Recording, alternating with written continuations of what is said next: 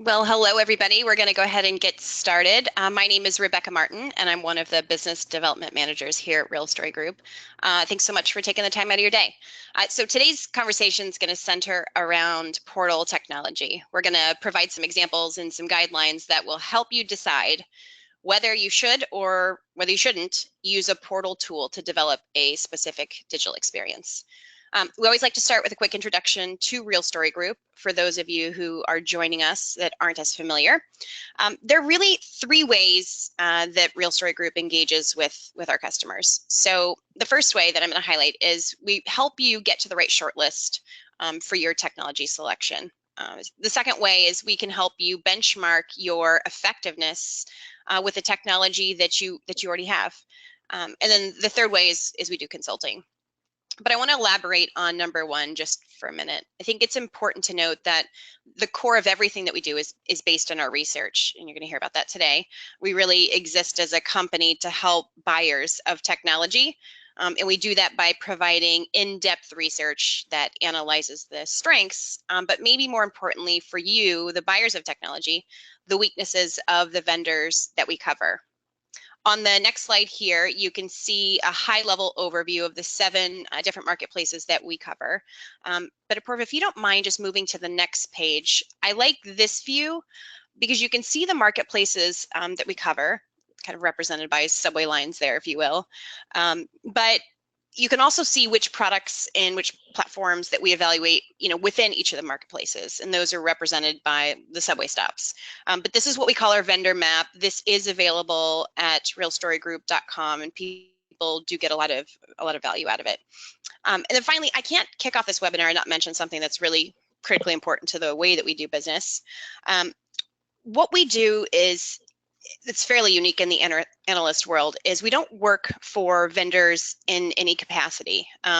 This really allows us to be the toughest critics out there, and we are absolutely unbiased when we're determining where the products are a good fit, and then also where each of these products and platforms aren't such a good fit. I'll talk a little bit more at the end as to how you could get a sample of our research and kind of see the way that we write. But I'm going to turn it over to Apurv. Apurv Durga is our lead portal analyst. He's going to kick it off now, and then I'll follow up with you at the end. So Apurv, I'll turn it over to you. Great. Thank you, Rebecca, for the overview. Let us first set the context for next few slides. As a digital professional, you might have come across a number of different types of digital properties or digital venues. Now, sometimes it could be a corporate brochure site, it could be an e-commerce site, an intranet, perhaps a self-service portal, or even a rich media site. For an end user, it's always a digital destination, right? Irrespective of what name you use to call it. But as we will find out later, not all such experiences are created equal.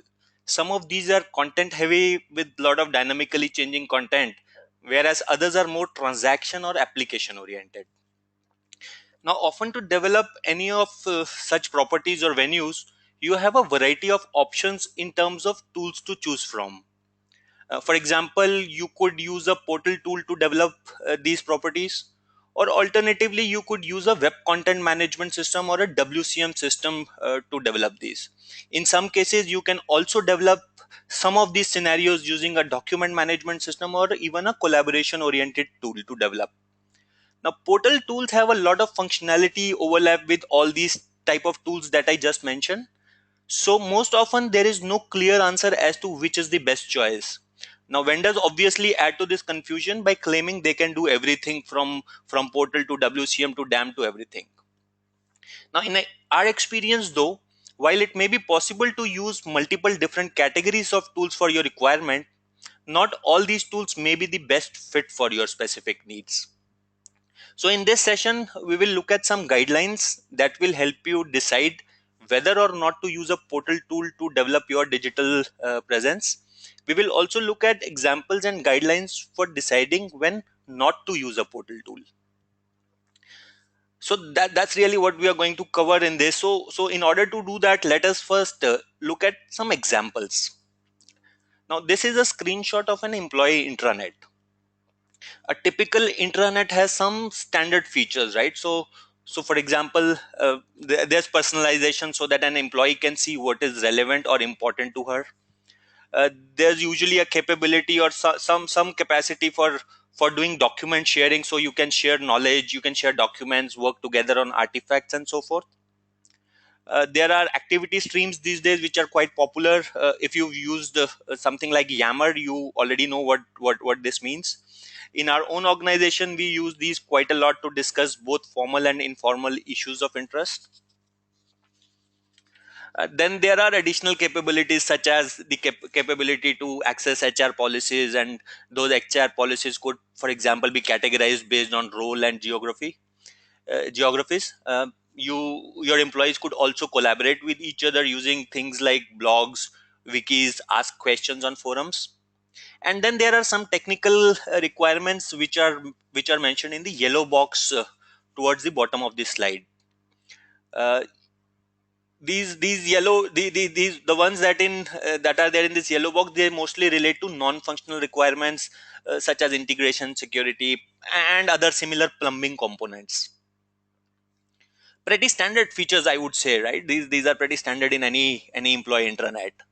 Now this green box summarizes these requirements, the ones that I just mentioned. Now there are many ways to realize these features. You could argue that most of these requirements can be handled by any off the shelf portal tools. Pretty much all the tools provide these capabilities. So IBM or Liferay or Oracle, all of them provide capabilities such as personalization or capabilities to do some lightweight collaboration, some capabilities for search, lightweight document management, and so on and so forth. However, if you've worked with a web content management system or a web CMS tool, you could equally argue that many of these requirements can also be handled by a CMS tool, and you can see the comparison in this table, right? So for most of the capabilities, a portal or a WCM tool could be used. So should you select a portal tool or a WCXM tool, or maybe both? This answer is not immediately obvious, and in fact enterprises have succeeded and failed with both approaches. So let's look at another example now. This example shows a customer self-service site. You can basically keep track of your usage, you can select the right phone or a plan, as well as look at your invoices, bills, pay them online, and so on and so forth. In addition to that, there are also elements of branding, look and feel, etc. Now let's talk about the bills or invoices first.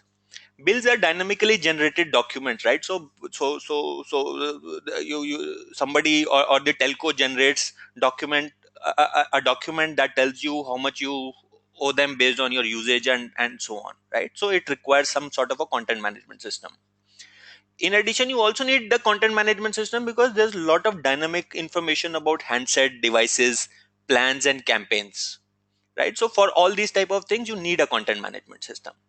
But then because it is also a self-service application, it probably requires integration with backend billing systems. It offers my page type functionality. So there are elements of portal as well there, right? So you can see that for this example also, a portal tool as well as a WCM tool could be used to build this kind of a website.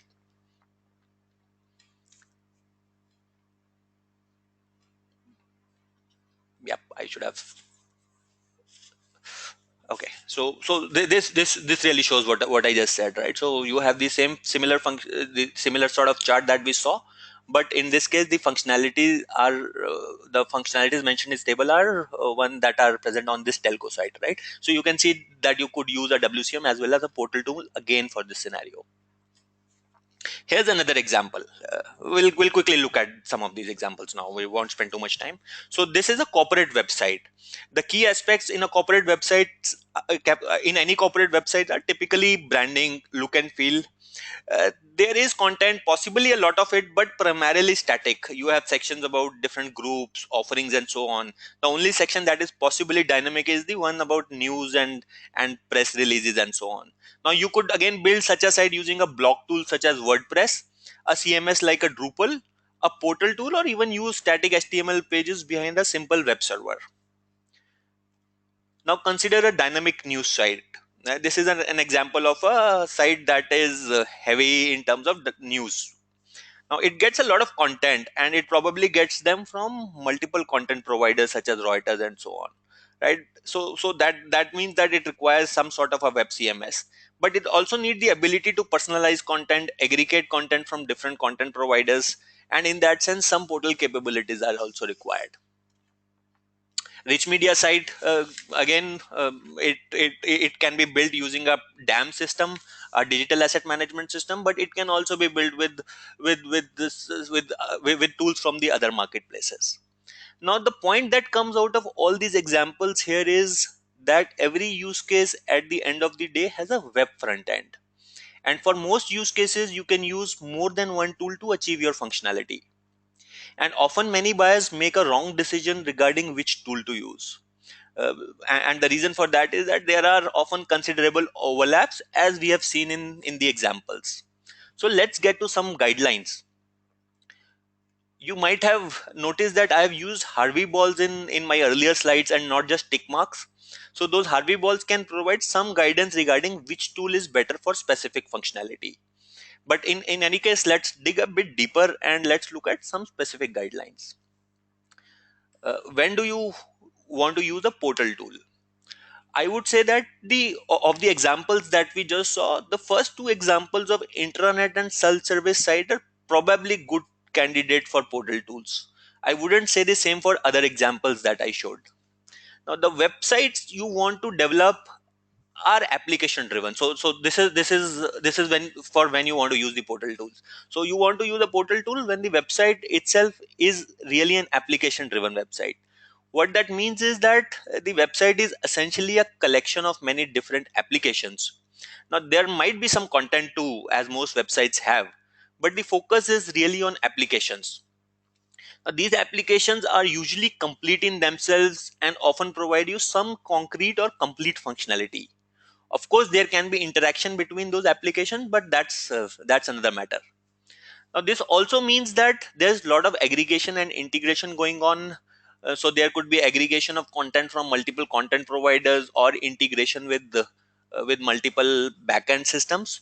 So the website really acts as a user interface to many varied applications, and each page is then actually an aggregation of many such applications. Now, third point is about the dashboard motif. So, while most portal vendors will disagree, the visual paradigm in most portal implementation is a page with the multiple rectangular blocks of information. And you might have heard names such as portlets, iViews, and web parts, which are often used to describe those rectangular blocks. So each portlet is really an independently developed application, and then your page ultimately consists of multiple such portlets or blocks or windows. In that sense, a portal then provides a unified interface to many disparate applications. User management and personalization are key at application level. So you want to allow people to be able to decide what they want to see. So they can customize their dashboard, they can decide what functionality appears on dashboard, and that kind of personalization. Finally, portals also provide some nice capabilities to developers. So, for example, they support a web application development framework that can be used to build applications quickly. They also help you deploy a framework for publishing dynamic pages. So, when you're using a portal, you don't have to start from scratch for building a base framework or for building a base application. All that is provided by the portal, right? So, in that sense, portal provide those uh, nice to have capabilities for developers, right? So to summarize, you use a portal tool when aggregation, integration, personalization, and applications are your key focus areas, right? So now let's look at when not to use a portal tool. There are a number of use cases where portal tools may not be suitable. For example, you might want to use a web content management system for a site that is content driven as opposed to application driven. What that then means is that you need capabilities focused on content creators or content producers as well as content consumers. So capabilities such as specialized authoring and transformation capabilities, so the ability to transform content from one format to another. You want to have capabilities for management of content components, templating, page assembly and delivery, personalization at content level. Now this is very different. This is personalization at content level and not at application level. You also want capabilities such as replication, syndication, pushing content through multiple channels and workflows. In addition, you also need editorial features such as publishing and need to have multiple environments for different stages in content lifecycle. So you might want to have a staging environment, an editorial environment, um, and as many environments as you might need, right? So each page in a web CMS driven website is usually a complete unit in itself rather than a collection of multiple applications. Sure, there can be multiple blocks of information, but they are also usually content driven and are related to information on that page itself, right? So that information could be a link, or a box that shows you related articles, right? So that's not really a separate application. Finally, you might want to have one source of content to manage it, but may want to publish to multiple and probably disconnected destinations. So you might want to manage content in one place, but want to publish it to a portal, an intranet, a mobile application, or any of the other types of IoT or internet connected devices, right? So in that scenario, again, you might need to develop that in a web content management system, right? So to summarize, the website is your main application here, and if there are any integrations, they are few and usually at database or backend level. So for such a use case, instead of portal, a web CMS could be the main tool. Here's another example for when not to use portal tools. Instead of portal tool, you might want to use a collaboration oriented tool when you have scenarios where collaboration or social networking amongst your stakeholders. So what are those stakeholders? Your employees, your customers, your partners, etc. That is your key focus area.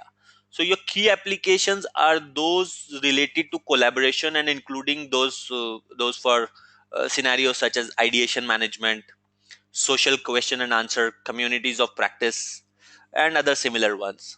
Now, many portal tools actually provide some sort of collaboration features, right? So for example, almost all portal tools have some capabilities for simple blogs or simple wikis, simple forum, right? But most of them actually lack any decent social networking features. So most portals don't offer any social networking features. So again, to summarize, if interaction is more important than integration, you will be better off using a collaboration platform.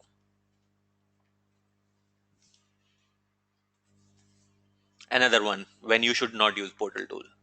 So you might want to use a document management system instead of a portal tool when documents are your focus and you want to provide services around those. Now these services could range from simple document sharing features to more advanced features such as check-in, check-out, version management, support for compound documents, and so on. Now, these documents are usually part of larger business processes. So, for example, let's say there is a new recruit who creates a business process for a new laptop, and that process has elements of approvals, etc. Right. So, for those use cases, you might want to use a document management system.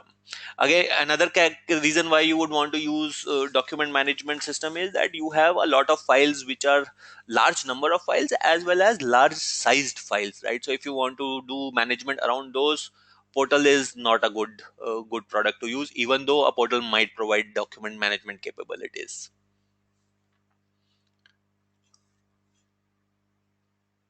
right? So essentially, if document centric collaboration, BPM, case management, and imaging are your main focus areas, you would be better off with a document management or an ECM tool instead of a portal tool. So this really summarizes what we have just discussed. So the top column has all the four areas that I mentioned: portal, WCM, document management, and social collaboration. The portal really focuses on, or the key content type or the focus area in a case of portal is the business app itself or the data.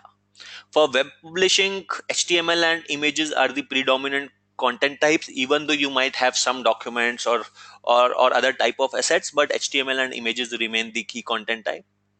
For document management, the key content types are Office documents, Acrobat, PDF, BMP, and those kind of files. For social and collaboration, the content type is really user generated content or that sort of content. So content that appears in discussion forums or posts. In terms of content creation also, there are several differences that you should be aware of. In case of portal, there is really a minimal requirement of content creation. So at max you will create some basic content using a form based interface. Most web publishing scenarios require you to have in context editing, meaning the capability to edit content while on the site itself, in context of the site. For document management, the content creation refers to the ability to manage or to ability to create content using Office tools or native tools, right? So a document management system will often integrate with your desktop application, so you can create those tools. For social and collaboration, the content creation is about using web forms to submit content or create user generated content. In terms of security, portals usually require sophisticated capabilities because they often integrate with multiple backend systems. So user roles, SS, single sign-on across multiple applications, and those kind of things become important. For web publishing, you can often get away with basic roles and group and some level of SSO. For document management, you often need highly granular security permissions and things like that. So in some cases we have seen security permissions at the level of field also, right? So for each document, and within the document, each paragraph or things like that, so you could have that kind of granular security permissions. Social and collaboration is usually again basic role based with some SSO. For portals, workflows are really basic. For more sophisticated workflows, you turn to web publishing systems. So in a web publishing system, publishing and editorial workflows are more important. In a document management system, the workflows are more like business processes, right? So they are really enterprise wide integration oriented workflows. In social and collaboration, there are not really a lot of workflows. You probably have some alerts or things like that, but beyond that, nothing. Portal excels at integration scenarios, right? So typically using web services, mashup, and things like that. In case of web publishing, you usually integrate with portal and analytic type of software. A document management system often integrates with multiple backend systems, so SAP, other enterprise applications. Social and collaboration is really simple integration, right? So using iframes or really basic, right? A social and collaboration system usually does not get data from SAP, for example. In terms of publishing, a portal requires multiple environments for content as well as applications. A web CMS, on the other hand, requires multiple environments, but mostly for content. In a document management system, there is often a there is same physical environment for different types of user. Sure, you can have multiple environments for clustering or for backup purposes or for load balancing, but most users use the same physical environment, as in for staging as well as for delivery. So your editors use the same environment that your users use in a document management system. Same with social collaboration, you typically don't have a staging environment for a discussion forum. Finally, in terms of key challenges that are addressed, a portal basically addresses the challenges related to exposing multiple business applications using a single unified interface. A web CMS basically addresses issues related to web publishing, so multi-channel content delivery to mobile devices, experience management, and so on. A document management, as the name suggests, a document management system is obviously about document centric processes, case management, managing of forms, archiving, and records management. Social collaboration is really more informal and fluid, so peer to peer interaction, collaboration, and social networking, right? So that really summarizes different aspects which can help you decide whether you want to use a portal tool or some other tool for your scenarios. Of course, if you look at the Harvey balls, you will also figure out that in some cases it might make sense to use more than one tool for each requirement. Right. So that's all I had to say in this session today. Rebecca, do you have any closing comments while I look at the questions? Sure, Purv. Thank you so much. So thanks for running through great information. So as you can see from the slide here, I can just point out a few things. If you go to realstorygroup.com, that you'll find on our website. So under the reports section, you can find the different listing of the marketplaces that we cover, as well as the vendors that we evaluate. Each of the marketplaces will be located there. You can search under library and go through all of our most recent information on each of the marketplaces. So for example, the analyst advisory papers would be located there, at least an overview of what those papers provide. If you go to About Us, there's a bunch of archived webinars where you can get additional information on some of the digital marketing and digital workplace marketplaces, as well as how to access Real Story Group. Our subscriptions, our research. That's what we're here for. Also, if you'd like to see a sample for yourself, how do we write, how do we evaluate, you can get a sample just clicking on the link right here. That will provide you with a sample of our deep dive evaluations on either portal technology, or you can select any of the other digital workplace technologies like SharePoint or enterprise content management, social collaboration as well. So all of that can be done right from the link. And then also on the site, you can just, there's a bunch of different ways that you can contact us. So if you have any questions, you can, if it's about today's webinar, you can email Apoorv at his link there. You can email us at engage@realstorygroup.com as well. And we're always happy to answer any questions that you might have. So with that, Apoorv, hopefully I gave you enough time there to answer or look for any questions. I will turn it over to you for Q&A. Yeah, sure. There are a couple. The first question is, are there any cloud-based portal tools? Now, the answer obviously is yes, because cloud has a lot of connotations, specifically in case of portals and other technologies that we cover, right? So if by cloud you mean the ability to deploy a portal tool on either a private cloud or a public cloud or even a hybrid cloud, then most portal tools now give you that ability, right? So they can be hosted either on private clouds or your own private cloud, your on premise setup, or even on public clouds such as Amazon. However, if by cloud you refer to a SaaS based service, then I don't believe any portal tool does that. You will have to look at relatively simpler type of tools, such as those used for file sharing, etc., for those kind of capabilities. And the reason for this is that most portal tools are often heavily customized, and you need a lot of developer resources to do that, right? So a portal tool is unlike other marketplaces or other tool other, or unlike tools in other marketplaces. Out of the box, a portal tool is pretty much useless, right? So you often customize it, do development, and so on. So SaaS is not really right there right now, right? So in terms of SaaS tools, no. But in terms of other cloud deployment patterns, the answer is yes. Next question is, can you comment on vertical specific portal tools? Well, so okay, so this is something that we get asked by a lot of our customers.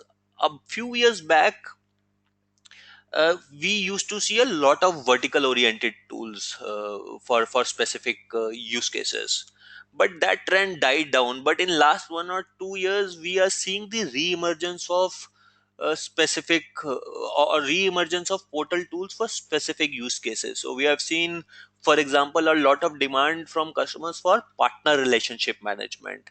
There are a couple of other use cases also, and there are a lot of niche vendors who have come up and who are targeting that marketplace. Some of the traditional portal vendors that we cover in our evaluation, some of them also provide some solutions. So for example, SAP has a lot of solutions for certain verticals. So we see a re-emergence of vertical oriented portals, and I think in next 2 or 3 years, I think we will see many more examples or use cases for which vertical oriented portals would be used. Third question is, are portal tools same as digital experience platforms? Okay, so digital experience is really broad, and portal tools would, or portal vendors would actually want you to believe that, but I think in reality that's not the case.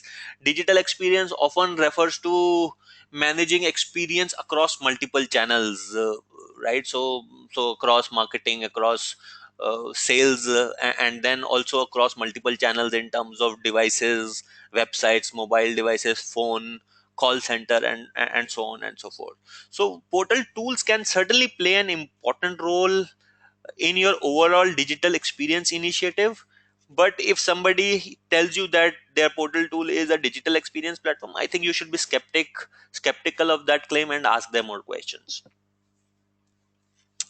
Okay, so we've just we are just past our deadline, so I'm going to stop here. And if there are any further questions, please feel free to email me. For the ones that I haven't been able to answer, I'll answer by email. Thanks for joining the session and have a good day. Bye bye.